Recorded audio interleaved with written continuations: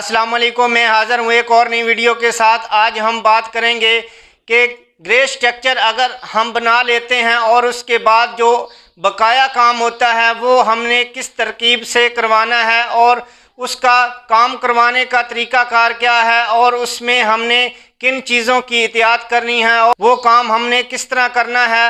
तो आज की वीडियो में ये तमाम चीज़ें आपके साथ शेयर करेंगे कि जो ग्रे स्ट्रक्चर काम करवाने के बाद बाकी जो काम है वो आपने किस तरह करवाने हैं।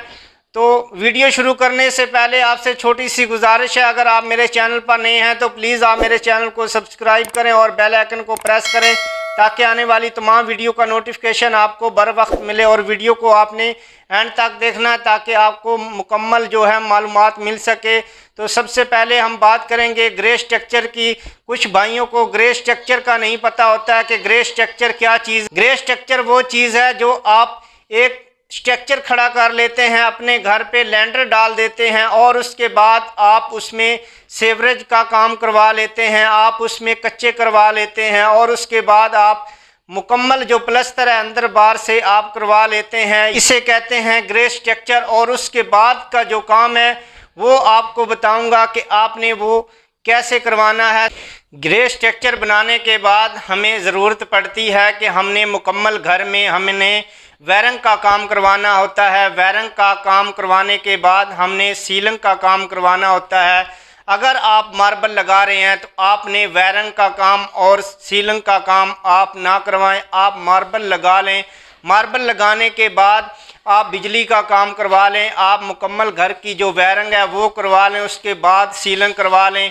लेकिन आपने वायरिंग करवानी है, आपने तारें जो पूरे घर में आपने डलवानी है। पूरे घर में आपने वायरिंग करवाने के बाद उस घर में आपने कोई चौकीदार या आपने ख़ुद उसकी रखवाली करनी है, क्योंकि तारें हैं वो निकाल ली जाती हैं। ये बहुत ज़्यादा कंप्लेन आ रही है कि तारों को निकाल लिया जाता है। तारों का वो क्या करते हैं, चोरी कर लेते हैं तारों को जलाने के बाद वो 5 से 10 हज़ार की बेच देते हैं।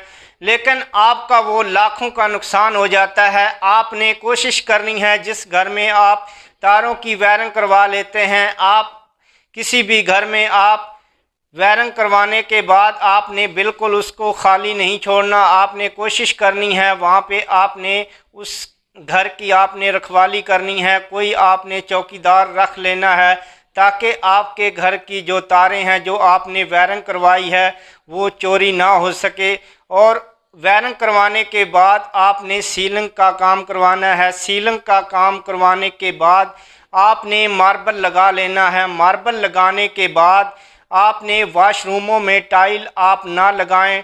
टाइल आप उस वक्त लगाएं जिस वक्त मार्बल की मुकम्मल कटाई करवाने के बाद फिलिंग की बारी आ जाती है। फर्शों की मार्बल की जो फिलिंग निकल जाती है या वो दर्ज़ें खाली होती हैं उनकी फिलिंग करनी होती है। फिलिंग करने के बाद आपने मुकम्मल जो ग्राइंडर का काम है, रगड़ाई वालों ने ग्राइंडर मारना होता है, जो दीवार और फर्श के दरमियान जो कोना बनता है उसमें ग्राइंडर मारना होता है, वो आपने उस पे मरवा लेना। और उसके बाद आपने स्कार्टिंग लगा देनी है। स्कार्टिंग लगाने के बाद आपने साथ ही आपने जो है वाशरूमों की टाइल लगा देनी है। आपने जो फिनिशिंग की वटियाँ होती हैं मार्बल की वो आपने नहीं लगवानी, वो आपने एंड में लगवानी है। तो उसके बाद आपने मुकम्मल जो मार्बल की कटाई है वो होने के बाद आपने सीढ़ियों के जो स्टॉप हैं, सीढ़ियाँ आपने मार्बल की अगर आप लगा रहे हैं वो आपने मुकम्मल रगड़ाई होने के बाद कटाई होने के बाद फिनिशिंग की जो वटियाँ लगती हैं रगड़ाई में, उनसे पहले आपने पॉलिश करवाने से पहले आपने सीढ़ियाँ लगवा लेनी है। और उसके बाद आपने पेंट का काम मुकम्मल करवा लेना है। पेंट में आपने क्या चीज़ छोड़नी है, पेंट में आपने जो फिनिशिंग है, जो आखिर में फिनिशिंग की जाती है पेंट की, वो आपने छोड़ देनी है। आपने उसकी फिलिंग वो करवानी है, फिलिंग करवानी है। आपने दीवारों की बेस बनवा लेनी है। आपने मुकम्मल जो आपने दीवारों का पेंट करवाना है आपने उन दीवारों की आपने बेस बनवा लेनी है। मुकम्मल फिलिंग होने के पेंट का जो आखिरी कोट होगा वो आपने आखिर में मारना है। वो भी मैं आपको बताऊंगा कि उसका किस वक्त उसकी बारी आएगी।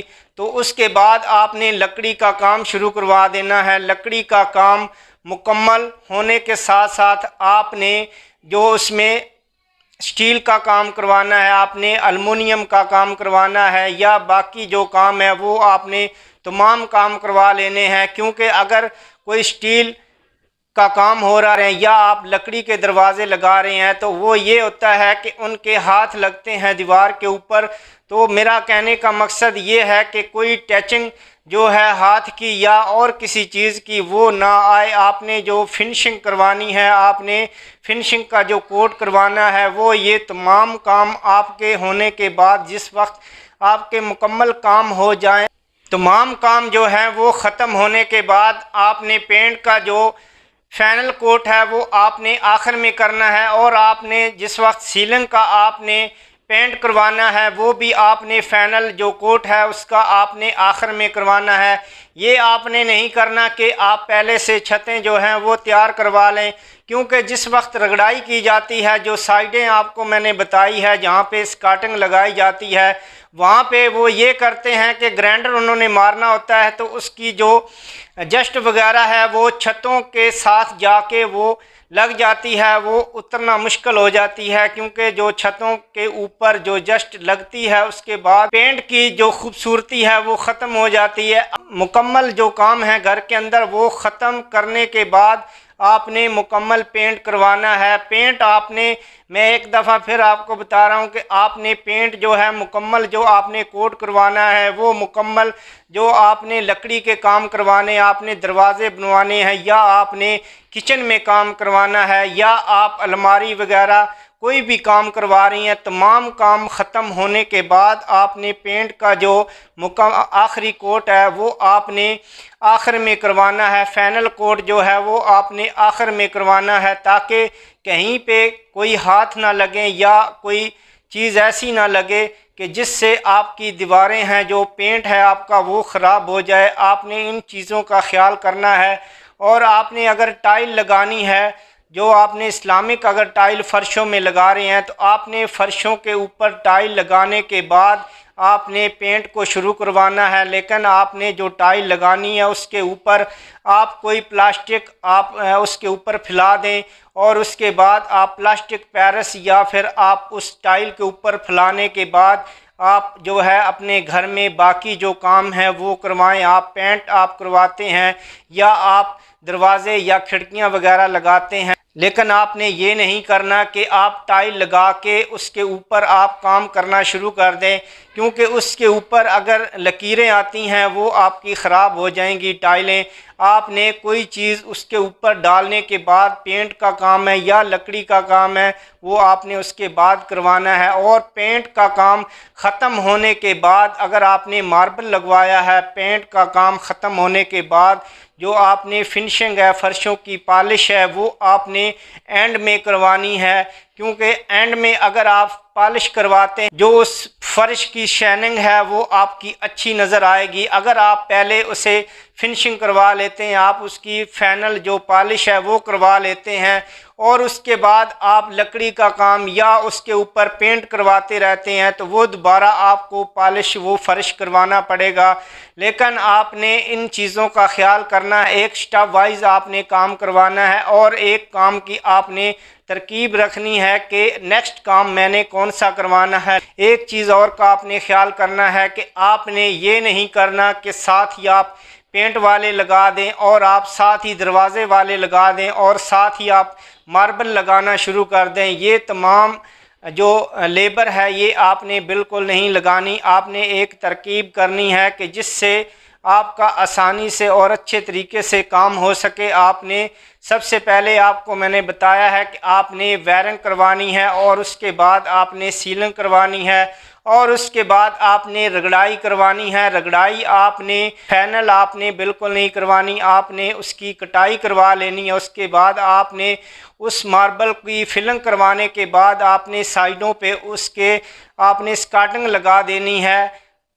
और उसके बाद आपने वाशरूमों में टाइल लगानी है और उसके बाद आपने दीवारों पे जो आपने फिलिंग करवानी है या बेस आपने बनवानी है वो बनवा के आपने लकड़ी का काम मुकम्मल करवा लेना है, या आपने विंडो वगैरह या और कोई काम है वो आपने फाइनल करने के बाद आपने फाइनल कोट जो है वो पेंट का आपने एंड में करना है। और उसके बाद आपने जो मार्बल की पॉलिश है, जो पॉलिश की आखिरी वटियाँ होती हैं वो आपने एंड में करवानी है, ताकि आपके घर में जो कोई भी दीवारों पे टचिंग ना आए, कोई भी दाग या धब्बा ना लगे, आपका जो फर्श है वो भी सही आपका पॉलिश हो और वो अच्छा दिखने में नज़र आए। तो आज की थी ये वीडियो और नेक्स्ट वीडियो में फिर मिलेंगे, तब तक के लिए मैं आपसे इजाज़त चाहता हूँ। अल्लाह हाफिज़।